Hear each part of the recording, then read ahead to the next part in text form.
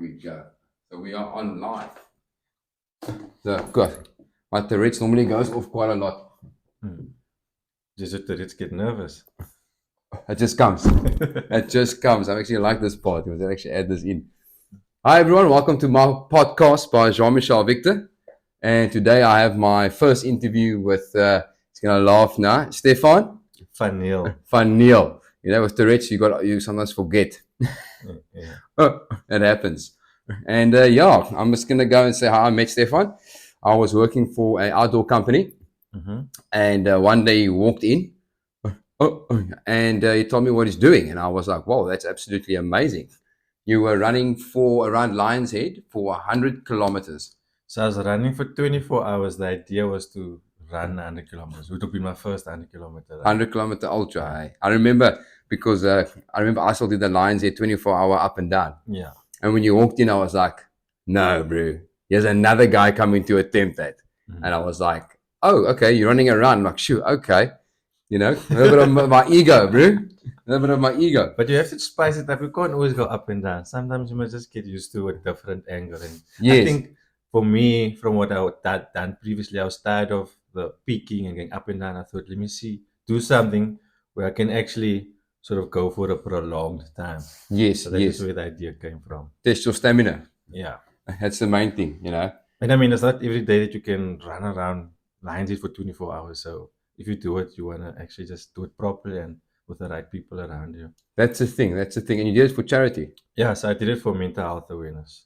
Okay, which charity was it for? So yeah, No, that's normal, bro. That's... mental health awareness. So basically, okay. I just wanted to sort of start advocating and just getting it out there that mental health is a big thing and is not spoken about enough. So by me doing this, I'm obviously testing myself, but also trying to get the word out there just around mental health and sort of that it's okay not to be okay. Now, I want to ask you a question on the mental health. What drives you to do these kind of events? Because I'll tell you why. There's a point of fitness, which is a limit. We all know that. And after you reach that limit, no matter if you train twice a day, every day, a year, there's a wall. And once you hit that wall, the mentalness takes over. Your mindset takes over. How do you deal with that? What's your fuel, which they call it, once you reach that 50, 60K and you know there's 40 left? So I think for me personally, I mean, I've been on a quite a hectic journey up till now. I am very young, but I mean, I've experienced a lot and I've learned to understand that I thrive off exerting my body, like to the extent. I mean, yes, mentally, the mental challenge, but even the physical challenge. Like I enjoy just doing hard things. I sort of it's there's some sort of gratitude that you get once you've completed it. I mean, I'm only been doing trail running, I think, for like 3-4 years now. But I mean, it was hard, and the harder it was, the more I liked it. But also, it made me feel good. So the more it made me feel good, the more I was going to do it, even though it was tough. But I mean, it was that sense of you feel you accomplishing something. So regarding what drives me, I just think I'd say I want to live life to the fullest. And we are aware that, you know what, tomorrow isn't promised, man. Yes. So I at least want to know that, yes, at this tender age, I want to be living life to the fullest in terms of not like in terms of success, yes, but I mean, emotionally. I want to give back. I want to do things that I can say that, like, I was able to leave this behind, leave that behind, if anything does happen to me. Because I feel like when it comes to living, it's not always about that posh, fancy lifestyle, like to say you've been living. Like I've experienced a lot, but I mean, I've always wanted to give back also. And I feel like I can now use trail running as a means to give back in ways that I'd like to. And also I'm doing something that I'm passionate about. Yes. Yeah. Is that giving back, helping guys in a bad mental situation or psychological or emotional point, or people that are underprivileged that you can provide funds for to be in a better situation. So what's nice about trail running is that there's no barriers. So you can do different kind of runs, do different kind of challenges for either purpose. But at the end of the day, you're doing something for a purpose. So regarding the mental health awareness, um, it's more so to get it to break the stigma that you need to suffer in silence. That's breaking the stigma, because we have been excuse me, growing up, I think the older Yes, times, I actually wanted to go into you that. just have to sort of keep quiet and carry on. I mean, I may have been a victim to that as well, where when things don't go away, you must just suck it up and carry on. But I mean, in this day and age, we need to start speaking about it more, because I think what gets to me the most is also knowing I've known a few people that have committed suicide. Just and majority of the people that I did know, it's males. But I mean, if you look at the entertainment industry, it's demanding.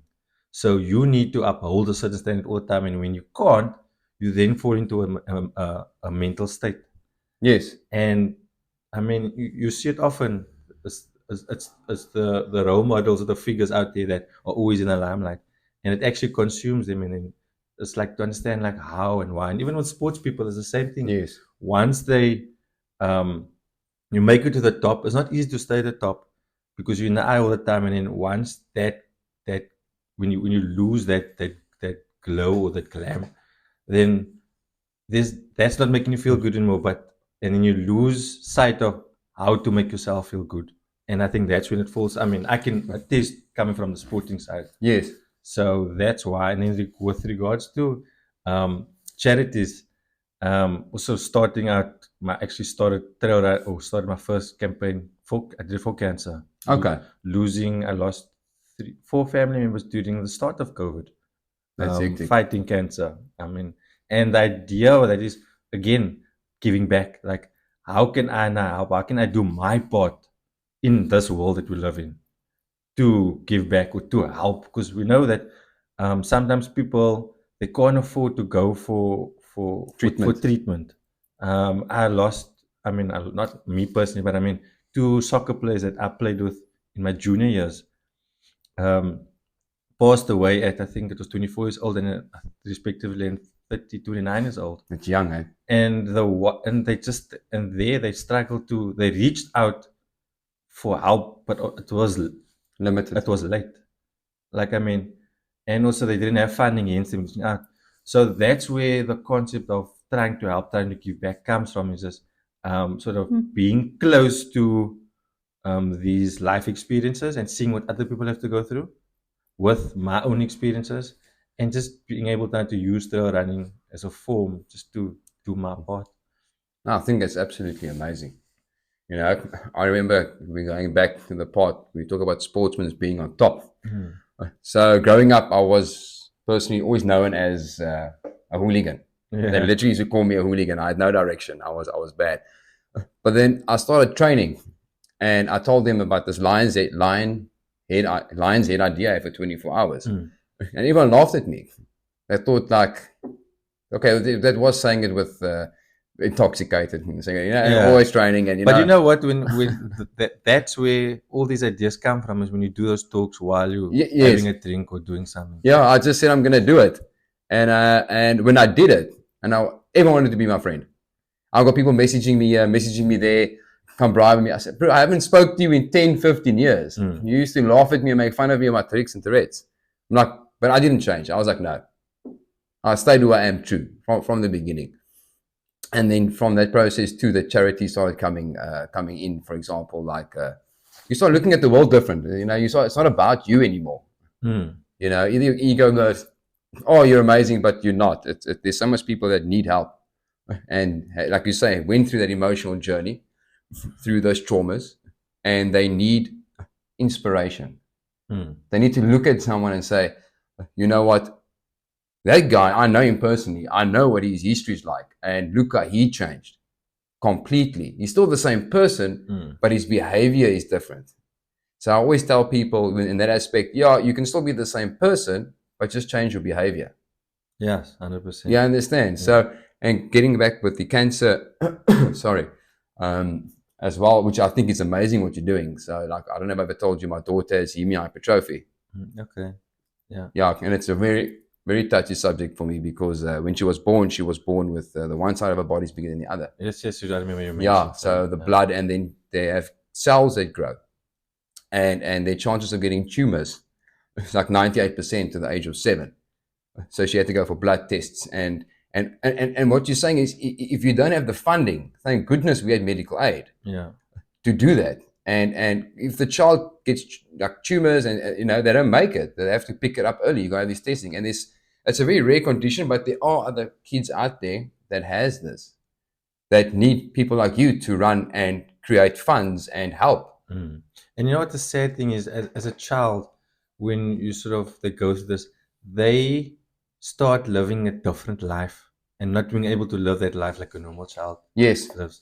I was at the cancer the entity who I could raise funds for was the two cancer care homes. So the cancer care homes, they offer free services to those people, to the cancer patients that obviously can't afford, and they yes, house them, they feed them everything. that's So they amazing. need money, they Yeah, they obviously need need funding. funding to do it because they're doing it for free. So at the cancer care home in Tigerberg, actually, we did a Easter drive for them, for the children, because they have a children's ward. And I mean, there were three children that are from outside of Cape Town. They're not that they're being staying at the care home now for the last 3 to 4 months, not being able to go to school, just being there and going for treatment. I mean, that is not like ideal for a child, I would Yeah, say. Like they just live a different life, and it's sad to see, but it opens up your eyes to make yes. you feel grateful for what you have. You are so right. Now I'm getting very emotional. I always get. I'm a very emotional person, Yeah, that's and you must be. I think it's good to show I emotions. always do. I get a tear in my eye now and again. Um, that my grandmother used to do this. I think it's very important. She also passed away of COVID. She used to take me as a child to the children's homes, Okay. but the disabled. Yeah. Sure. And I used to feed them and give them sweets, and take them to the old age homes as well. Doing that showed me that nothing in life's guaranteed, and you'll see your blessings. A lot of us, we think that life's bad, or we're in a financial state, emotional state, but by going and sometimes helping and just changing the bedding, and talking to these people in the old age homes who don't have anyone, it's government funding, they're alone, Yeah. and start giving back, you will start seeing the life different. And I think that's mainly what we are trying to do, is to give back and inspire people to get more involved, Yes, true. especially the youngsters. And I think the challenge is being able as much as people would like to give back and do their part, sometimes it's hard because it's difficult to help someone else when you're still helping yourself.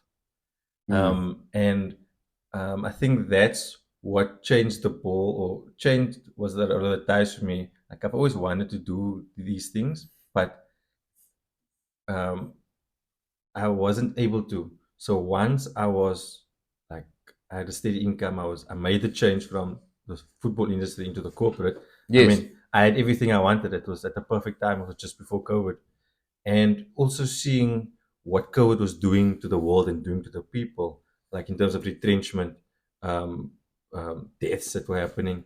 And I thought, you know what, I'm so grateful that now and that's where the whole idea of all the charity campaign started was, I want to give back. I want to. So, and I actually forgot about this. I failed to actually mention it in other talks as well.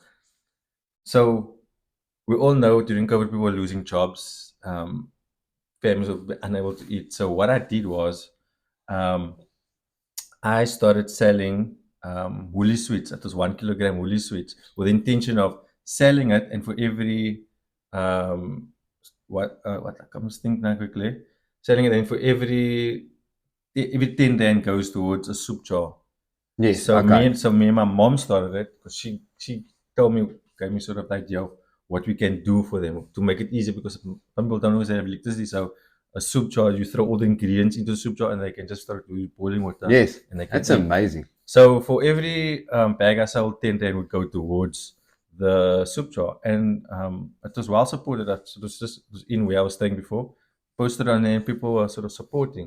But I mean, that's where the idea of how can we help, but also use like bit of entrepreneurship, but not I wasn't gaining anything. No, but It was doing it. I was doing it so I could help. We could help the next people. see, that's what I always tell people. You know, you know, I live by this saying. Okay, poor always help the poor. I know that term is, or people who don't have, because you know why? They know what it feels like not to have. Mm-hmm.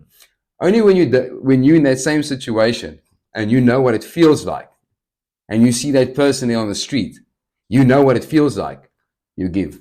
Mm. But a lot of us, we tend to get stuck in this where we all about ourselves, and it's all. And I was there. I was egotistic and arrogant. Yo, I can tell you, I was not who I am now. Really different. But my journey through, but I've always wanted to give back. Mm. You know, and and that's why I basically we basically, I can tell you, push our bodies to that point, because we know at the end it's not about the money. It's about giving back, and that's what feeds us. And you know what also gives its purpose. That's if you figure out your purpose and you're doing something with a purpose, it just hits differently.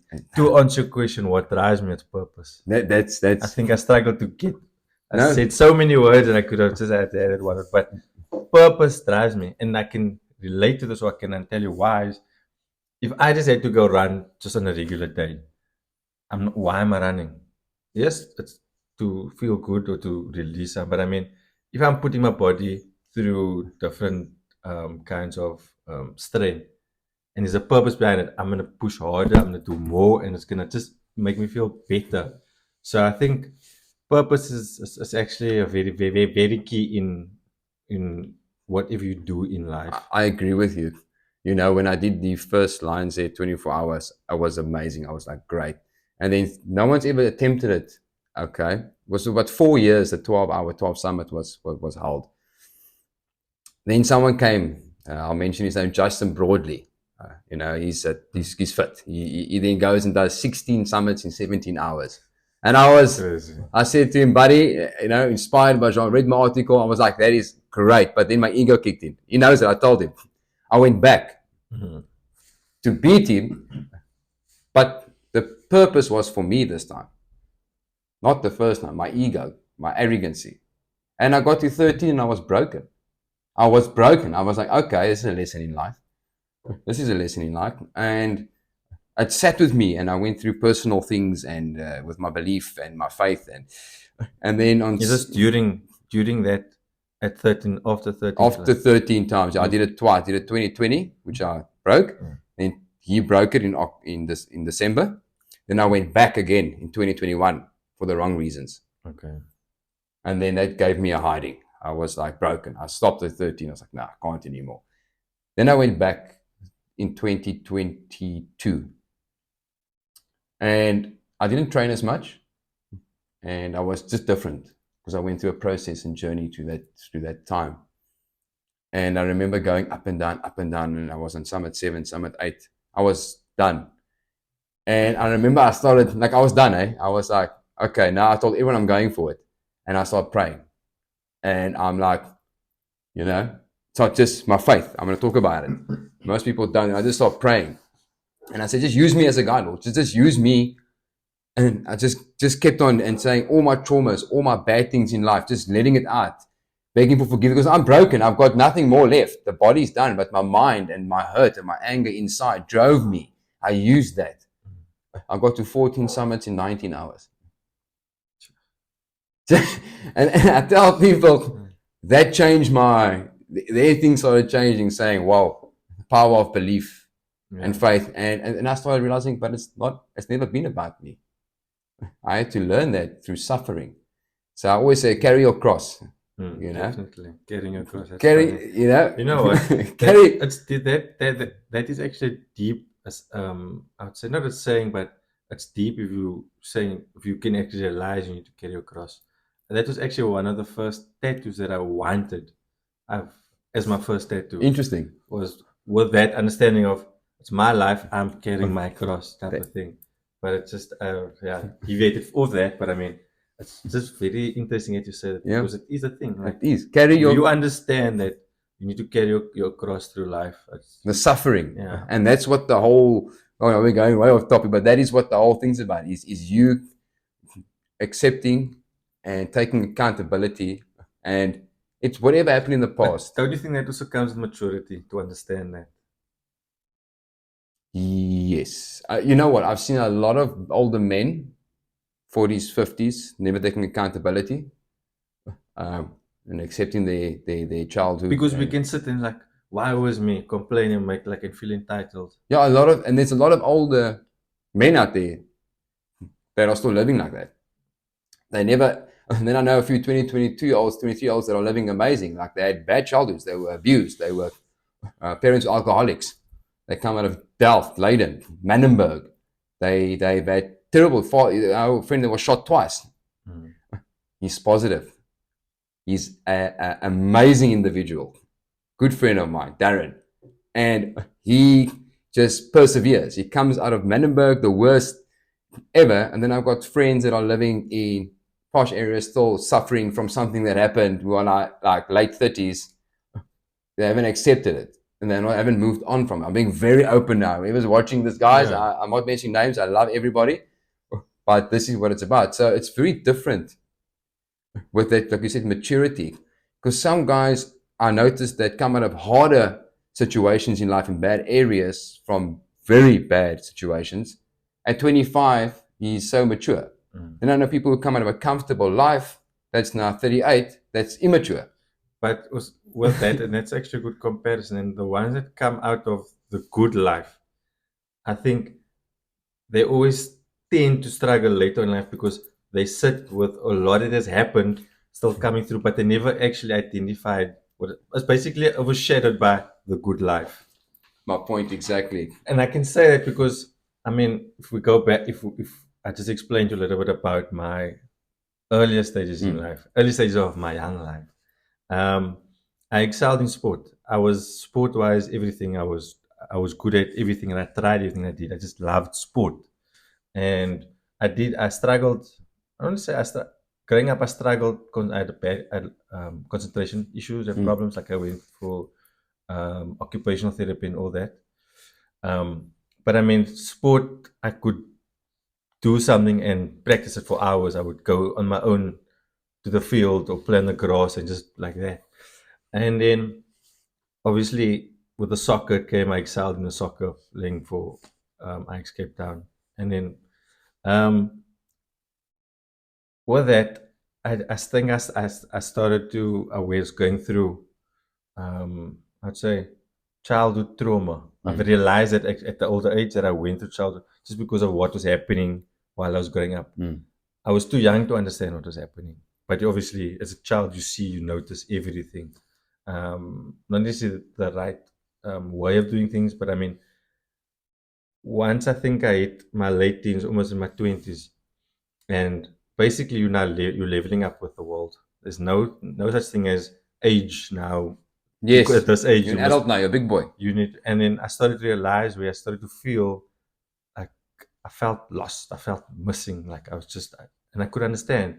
And I actually took the time during that talk to see where, how, and I realized that um, a lot of what I witnessed or I went through as a child outside of my sport, it had caught up to me into my later years, because now I understand what had happened. I understand what it, and it doesn't sit well with you because in order to, I think, to get over something, you need to address it. Yes. Sorry, that was a loud yes. So, and I learned all this later on, and it's carried on. It carried on with me up till, I would say, up till now. But I mean, I've sort of You learn made to peace of understood that we address a lot that's happened. But I mean, it's scary because like traumas can stay with you for a very long time if you don't address it. I'll tell you a story quick. A friend of mine, very good friend of mine, committed suicide. We're very close. Years ago, he invited another friend that was at high school and said, "Listen, don't come to rugby practice. Come to my house." He left the school with the bus, a street from his house, and as his also that time were friends crossed the road, a bucky hit him and killed him. He was 12, 13 or 12. No, high school, 13. Killed him. That friend of mine lived with that guilt for years. Oh. And a very good friend of mine, his name was, I'll just, I don't want to, in respect to the family, good friend of mine. And he eventually, we used to go out and party and we'd discuss, and you just couldn't cope, and you would drink a lot. And beautiful guy, attractive, inside, lovely. And he hung himself. He just couldn't cope. Because the help, they try to help him, but within himself, that guilt. We talk about traumas, and you live with that guilt. It's he always, I don't know if he blamed himself or not, but it was difficult for him. And I remember it was years ago. I miss the guy, very, very good guy, beautiful, But like you say, childhood trauma played a very big role for me as well. So I love my dad. He's passed away 20 years, but he was very abusive. This is the truth. He was very abusive, verbally, emotionally, physically. And I till today remember a lot of things that he did, but I've forgiven him. It's taken me 20 years. I always said I forgave him, but I never did. And I would use that as fuel. You're not good enough. You're like a mother. You're this, you're weak. And it would always break me down.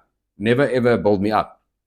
And I would use that as fuel for my runs and push through. And people think it's all crazy. But eventually, after I've forgiven him, like generally, I had to find what runs me now. What pushes me now. What's going to fuel you? What's going to fuel? You know what I found out it is? Love. That sounds weird, but it's love. Unconditional love. And that is stronger fuel than anger and hatred. It's a healthier fuel. It's a healthier fuel. So a lot of guys that do these adventurous and crazy things are using hatred and anger as fuel. But if you don't talk like this about it and address it and cope it, it's not healthy. And I'm very sure a lot of these people that do these amazing adventure stuff, they have some sort of past, they have some sort of background to talk about as to what it was like, and sort of it just gave them a direction of where they are today. Not that I said, yes, it just allowed them to be who they want to be. Yeah, that's it. And that's I think what also motivates me when I sit on YouTube and I see these people doing these crazy things. I'm like, I can also do that. I also want to do that. And that's how all of this also started. Correct. And it's nice because now you can you can test yourself, but at the same time, you're testing yourself and you're growing and you're learning about yourself. I think I've learned so much in the last 3 years about myself, and it's helped me. I know you're getting excited now. I am getting excited. I've also understand trail running has actually become my therapy to overcoming a lot of, I would say, I call it demons throughout my life. Because you're facing them.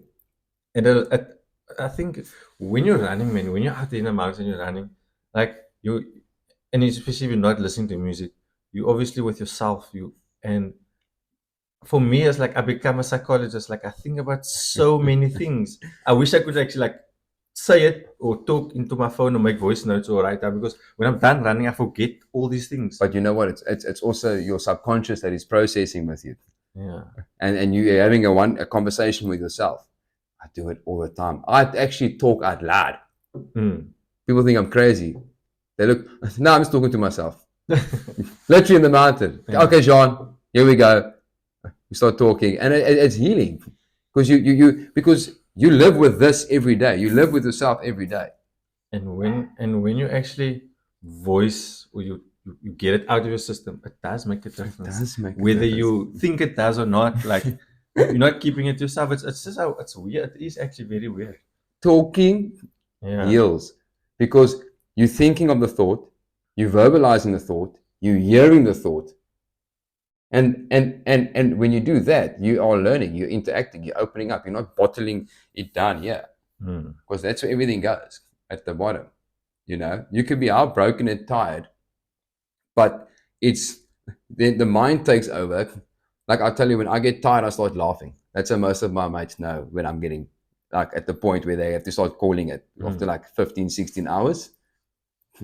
and my Tourette's gets bad because I can't focus. So if you're at night hiking and trail running, It's dangerous. and the ticks get, I must go down, and I'm like, guys, give me 2 minutes. Yeah. Okay, we go down, and then the more tired I get, the more fatigued I get, the worse my Tourette's get. So it gets even more difficult for me to focus. Yeah. But I keep going. I'm like, no, stop.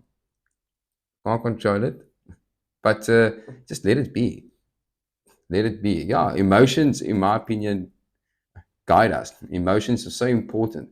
This tough guy effect. I see many guys that are tough and strong. I'm like, I'm taking a 4-degree ice bath with me for 10 minutes. I'm having one on Friday, tomorrow actually, with someone. And I'm like, I'm 70 kilos. I'm not a big boy, but toughness is here. 100%. And that's what makes you grow. Yep. It's a mind thing, man. And a lot of it is in the mind. But you only know this when you go and do things like run 100 kilometers because I think we live comfortably. We don't get out of our comfort zones to experience or to see, getting into basically becoming comfortably uncomfortable. That is what it's about. That is what it's about. So one day I must actually take you with me on a trail run with them in winter, July. North winds blowing, it's cold, it's dark, it's raining. We go up in the morning, shirts off, just short pants, double summit, and run into the storm. I don't have medical age. Me neither. But we got faith. And you with me, I've done it numerous of times.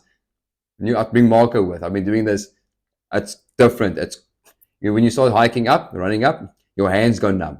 You can't feel your hands because it's so cold. And the north wind starts blowing.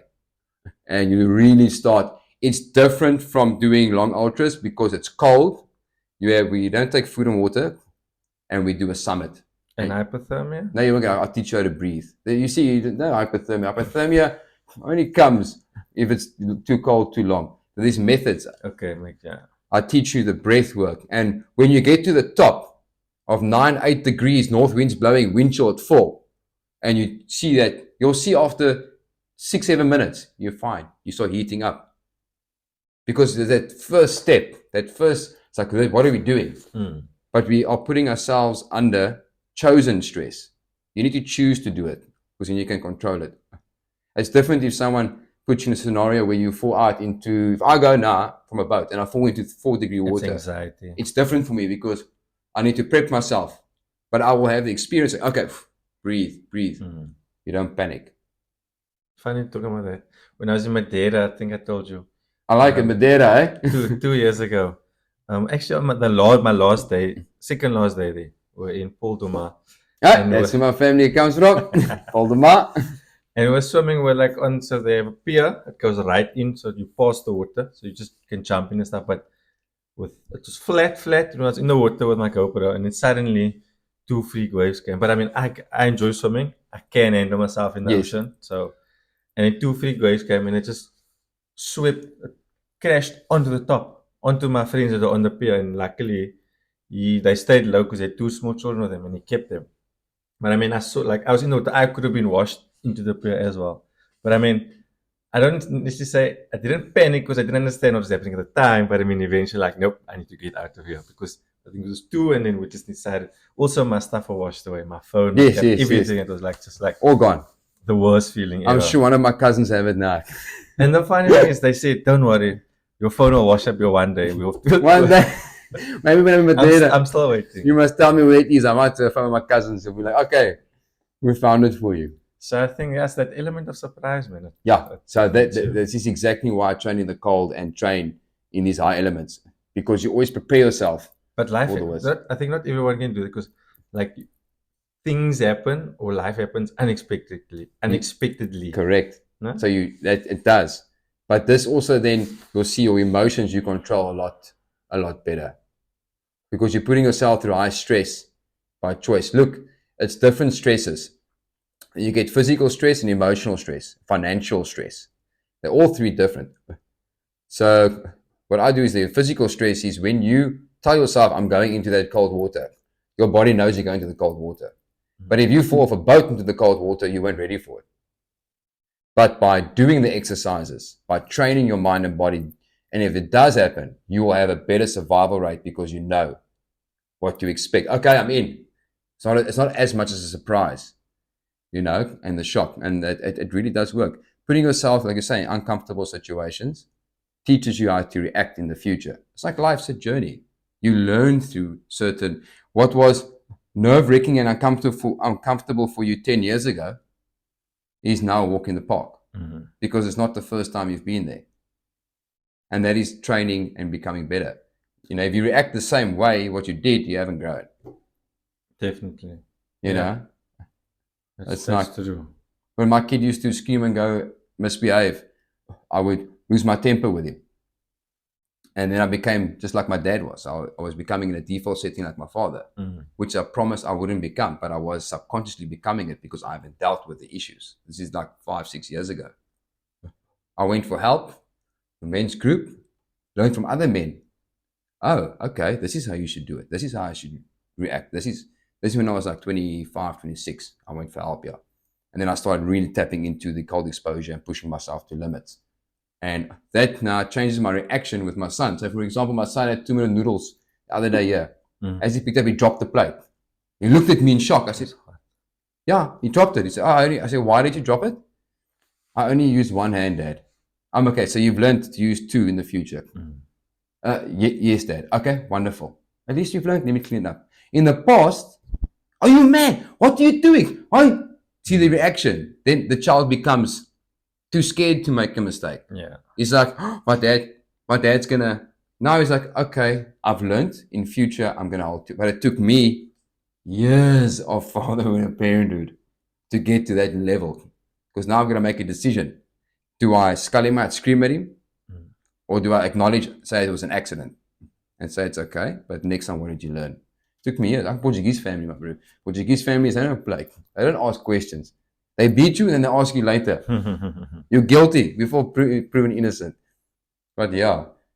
So, and I think that also part of our culture. We are hard. We were brought up with that, do or die. My whole family is like me. It's do or die. Also plays a big role. They weren't very soft, but they were good. Makes you, I think they toughen you up, man. Yeah. I mean, I've known a lot of Portuguese also growing up at the Catholic Church. I was Yes. And also playing at Vasco.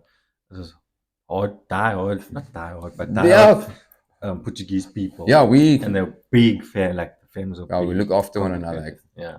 Yeah, I think that's also whereby slightly that determination comes in. But yeah, no, bro, I'm so glad that you like willing to be open and speak about traumas and the good that you are doing. We need more people like that. You should be sponsored.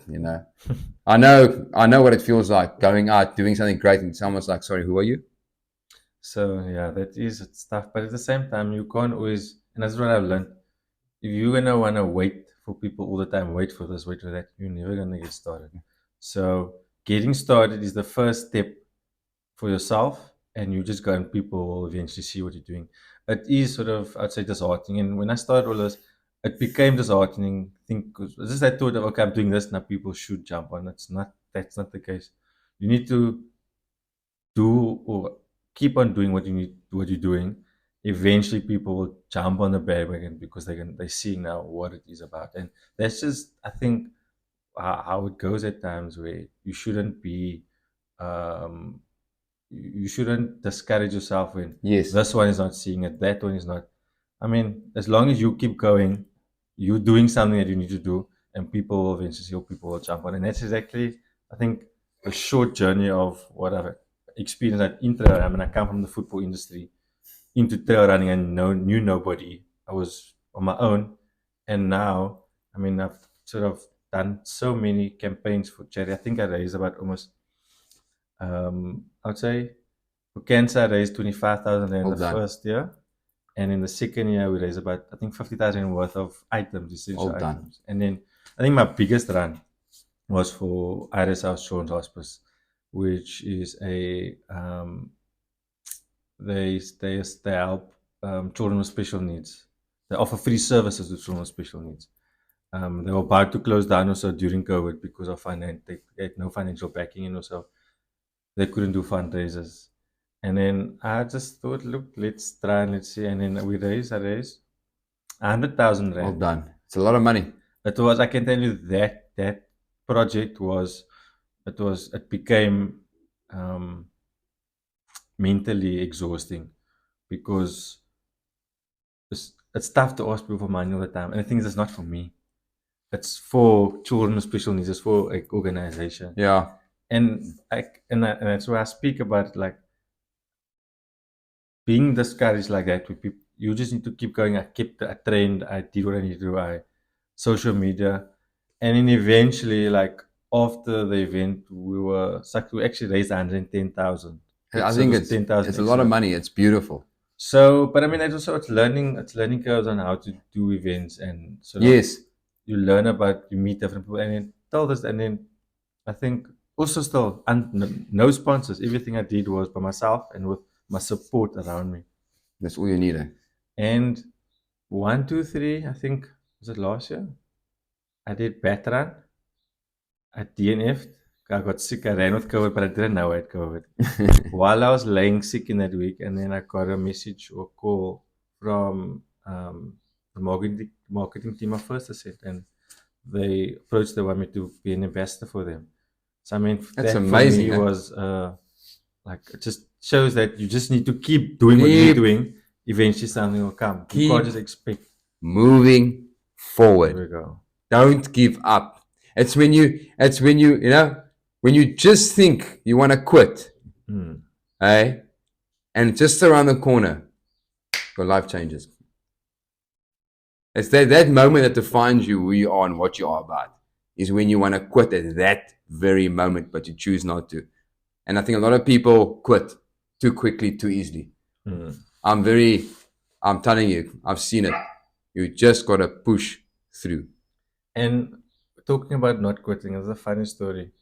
I was someone always just to, I'd say give up, but I would give up when I was younger, like easily because it's hard work. For example, I think and this is where I learned my lesson. I was 11 years old. I'm at the Western Province athletics team for hurdles, 10 or 11. And I mean, no experience in hurdle. I mean, we just started doing hurdles at that age. And I made the Western Province team, and then the heat I ran. I fell over the first hurdle, I think. And I basically just gave up from there. Like and obviously, I didn't exert myself afterwards. I just like, and I think from that day, and also from like, if that happens, you get up and you keep going on again. And that stuck with me through, and up till now, like, I don't give up easily.